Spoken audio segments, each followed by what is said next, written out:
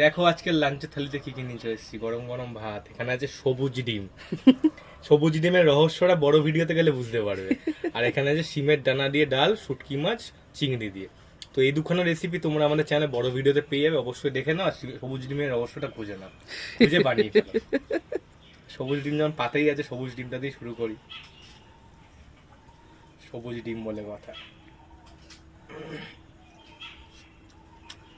অসাধারণ স্বাদ সবুজ ডিমের। সত্যি কেমন বলছি। হয়েছে? ব্যাপক হচ্ছে, ব্যাপক হচ্ছে। ট্রাই অবশ্যই করে দেখো। আর সঙ্গে আলু দিয়ে ঝোল খাওয়া হয় সবার বাড়িতে। হুম, ডিফারেন্ট খেতে একটু সবারই ইচ্ছা করে।